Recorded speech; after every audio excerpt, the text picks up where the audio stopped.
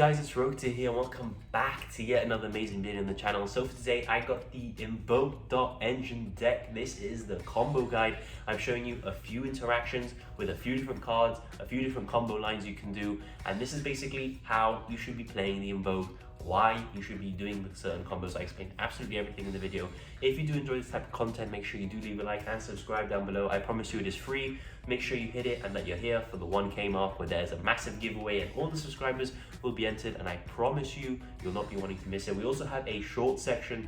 Make sure you are there every day because we are posting pack openings until we pull a Starlight Rare. So make sure you are there when it happens. You can say that you were there from the beginning and that I sent you there.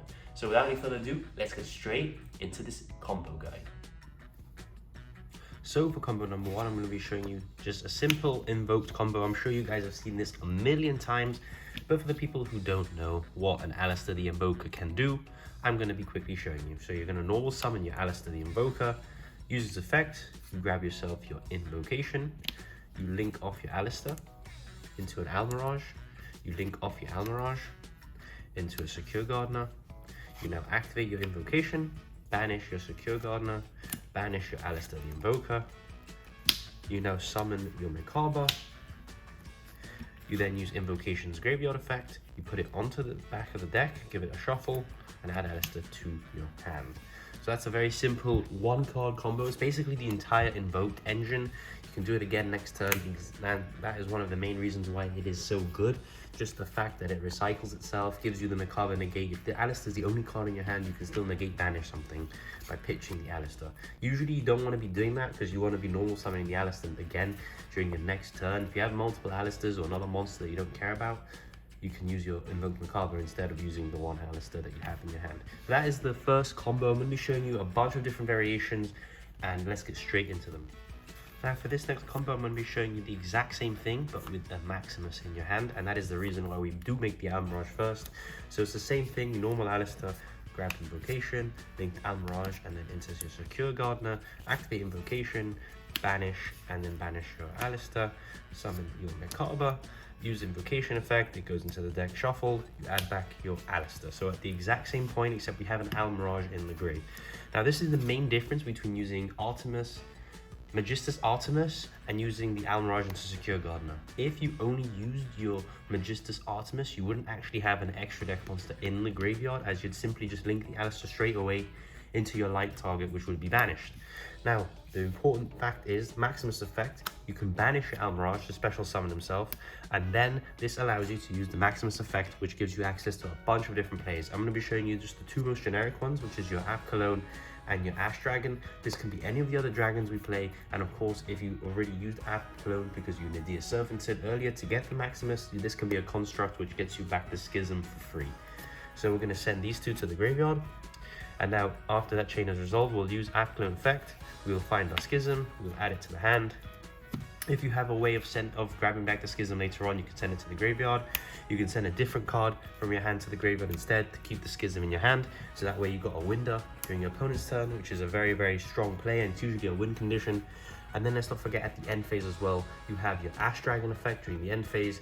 What I like to do is I like to summon the Ecclesia, and then Ecclesia effect will get me access to the Fleur de Lis. So now, if we set our Schism and end, what we have right now is a negate banish. We have a Schism, which will summon the Winder during your opponent's turn, which will lock them. And we also have a Fleur de Lis, which is basically a negate of any monster effect as long as we control another Dogmatica monster, and there is an extra deck monster on the field. So that is the power of this deck. I'm going to be showing you now a different 2-card variation, and let's get straight to it. So this is the next 2.5 card combo, I guess you can say, because you do need a card to discard. The card doesn't matter at all. I'll show you a combo later on where the card you discard, if it matters, and what you can do with it. But for now, if you have your access to both fusions, apart from you just absolutely laughing because you're using all the materials from your deck, you are also need to do it in a specific order. If you do Fusion Destiny first, you will lock yourself out of the branded fusion. So you always have to branded fusion first, even though this is the one you want to resolve more. If you could bait the Ash with the Fusion Destiny and then use branded fusion, I'd prefer that. But Fusion Destiny locks you into only summoning Dark Heroes, and branded fusion locks you into only summoning fusion monsters, which of course is makes your Fusion Destiny able to be used. So if you do open these two cards, what we're going to do is we're going to use branded fusion. we're going to summon our Rebellion by sending to the graveyard. We're going to send a DD Crow, and we're going to send our Fallen of Albaz. Now, the reason I send DD Crow instead of Alistair for this specific combo is because you want to be drawing your Alistair a lot more frequently than you're going to be wanting to top deck your Crow. So if you ever get to a top deck situation, say you use everything in your hand and they break the board, you want there to be a higher chance of drawing the Alistair than the Crow. And since you did remove a Crow from the deck and you left an Alistair, because Alistair is also dark and valid to use off the branded fusion, I feel like it just gives you a higher chance to kickstart the engine. So that is why I sent the Crow. If you have a Crow in your hand and you're worried about they're going to call by the grave or whatever, you can always send the Alistair, but I always usually send the Crow instead because the Crow is a lot better target to send. So with that being said, Rebellion's on field effect. We discard any card, it doesn't matter what it is. Let's just say it's another Fusion Destiny or whatever, it can be a blank card. You're going to shuffle back your Rebellion and you're going to shuffle back your Fallen of Albaz. You shuffle into the deck and then you bring out your Mirror Jade. Now, Mirror Jade is really, really good because not only does it get your Dogmatica engine started when you do use its banish effect, if it gets outed, it Raigekis the board during the end phase. And now what we can do is we can use our Fusion Destiny, since we are locked but only into Fusion Summon basically from the extra deck. We can send both our bricks to the graveyard, and now we can summon our Destiny Hero Phoenix Enforcer. And the good thing about him is also the fact that he is non-targeting, so you have 2 non-targeting interactions with 2.5 cards, but also the fact that he decreases the attack of your opponent's monsters, meaning that they can't just simply crash into a Mirror Jade with a monster with 3k, they need a monster with 3-4 to be able to crash into the Mirror Jade. So I feel like that's an extra advantage of it, and it's a very useful 2-card combo. And let's not forget, during your turn, if you have nothing, if you draw a spell, you can set it and you got to draw 2 here, and if you do draw a monster, you can special summon it from your hand for free. So now let's move on to the next combo. So for the next 2.5 card combo, I'm going to be showing you how, even with just an invocation and no access to Alistair at all, how you can kickstart your invoked engine using your branded fusion and a light discard. So what you're going to do is you're going to you're going to activate your branded fusion and you're going to use its effect. We're going to send to the graveyard a Fallen of Albaz and the Alistair. This is one of those instances where you don't send the DD Crow and you send the Alistair instead. So then after this, we're going to summon our Rebellion. And now the Rebellion effect here, we need to discard a light monster. The fact we need to discard a light monster is because branded fusion basically locks you into only fusion summoning. So if you do get access to an Alistair later on in the combo, you can't link it off into your light link monster to have a light target. So there needs to be a light already in the grave. So what you're going to do is you're going to discard a card, you're going to shuffle your Rebellion back along with your Fallen of Albaz, and that is going to summon your Mirror Jade, the Ice Dragon. Now, as you can see, there's an Alistair and a light in the grave. We're going to activate our invocation. We're going to banish a Alistair. We're going to banish a light target, which is our Ogre. We do play other light targets, it could be that as well. We're going to summon our Macabre, and of course we're going to use the invocation graveyard effect in the graveyard to basically shuffle it, and then we're going to add our Alistair back to hand. And we can actually normally Alistair here as well if we wanted to get the invocation back to continue fusion summoning, but usually what I do is I'll just hold it here if I am going to go first, because there's nothing really of value that I'd be able to make.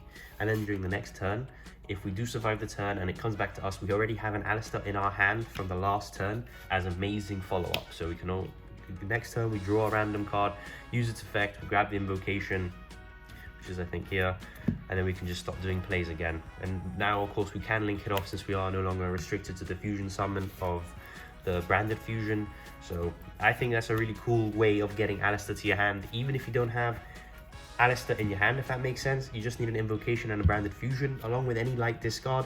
Of course, if your opponent has already a light in the grave, you don't need to bother with that, but I just think it's a very cool, neat way of getting extra value out of your branded fusion. And of course, this is a non-targeting banish and a non-targeting negate, so that is really, really cool. So now let's move on to the next combo.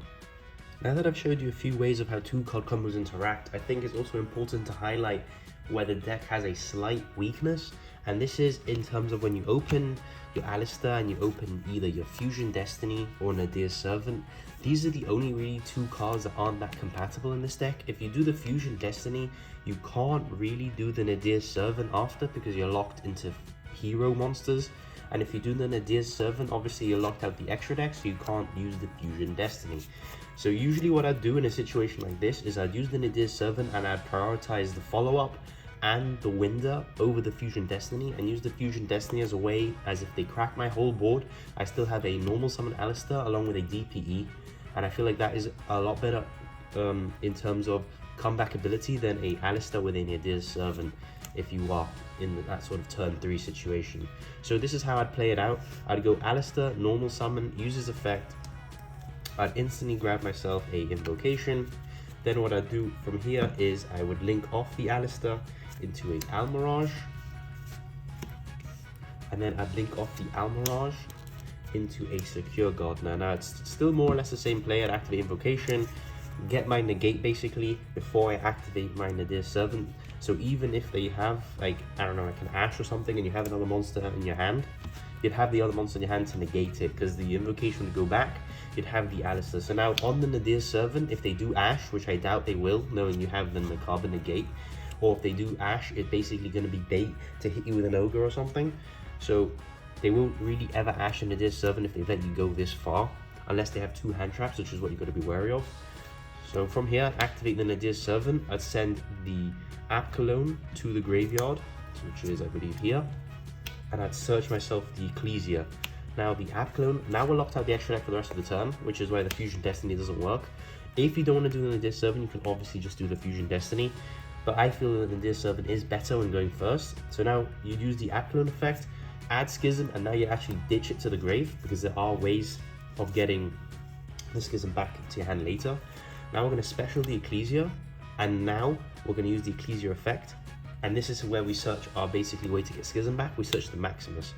Now I've seen builds that aren't playing Maximus, and I sort of agree and don't agree. There are builds that say, there are people that say the Maximus is more of a detriment, but I feel like if you are going against Splites, they don't really benefit that much. They can send like maybe the Entis and pop something, or they usually just send the Toad usually and then put itself back. And against Telements, they don't really benefit too much. I guess they do in a way. So it's not the best against the Splite and the Telements. Against Exorcisters, for example, there isn't a real advantage. That there isn't really anything that they gain. Against other normal decks, they don't really gain that much advantage, unless of course they are branded Despair, which in that case don't even bother with the Maximus, because you're just going to be giving them more advantage than you. But in most situations, it's more or less okay to do the Maximus. You summon Maximus, you banish your Almirage, use the Maximus effect. Now this is where you're going to ditch your Construct and you're going to ditch your Titanic Lad. You can of course switch out the Titanic Lad into the other one that we play, which can search you the Fusion Destiny in the end phase, but I just like going for the Ash Dragon because it gets you the Fleur de Lis, which is also sort of another brick out the deck. And now you get the Schism back to your hand off the Construct. And now you can set the Construct, and then during the end phase you of course have your Fleur de Lis, which I believe is somewhere through here. You search your Fleur de Lis. So now let's say you flip this, you banish usually the App Cologne and the Ash Dragon, and they completely out the board. Everything gets destroyed or banished or whatever. Let's just say it gets banished, it doesn't really matter. And now you live, basically everything's outed, everything. You basically just have these 2 cards, you draw into like a hand trap. This is why I think this is better to save it and going for the Nadir's Servant, because look how many options you have now. You can normally Alistair, and you already have a light target in the grave, which is your Construct, straight for the Macabre. And then immediately after that, you can use the Fusion Destiny and get your DPE back into play, and that can sort of get you back into the game. You can start popping cards, and you can start sort of making a comeback, breaking the board, and really establishing yourself. And of course, you also have more cards in your hand. You can also have hand traps too. So I feel like the Fusion Destiny is better saved for going turn 3, if that makes any sense, if you do open the Nadir's Servant and Fusion Destiny, since these are the only 2 cards that aren't really compatible. You can't use both of them on the same turn, unlike your other power cards like Invocation and Branded Fusion.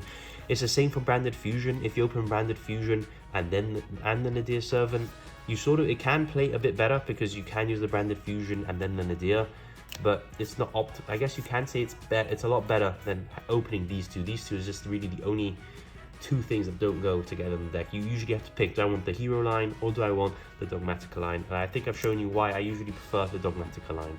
So that is the end of the combo guide, guys. I hope I helped you at least a little in how to play Invoked. As you can see, I still think this deck is absolutely insane, and I still think it has a place in the meta. Just no one's playing it at the moment, so I think it is up to us, you and me, watching the video to make sure we represent the Invoked players make sure that we are here representing, because I still think the deck is very good, and as you can see, it can be splashed with basically anything. If any deck needs a normal summon, you can be sure that Alistair would at least be in contention for that normal summon. So if you do enjoy this type of content, as I said in the beginning, make sure you do subscribe. There is a massive giveaway at the 1K mark. I'm not going to reveal anything yet, you just have to be here to see it, and I thank you for watching. I'll see you.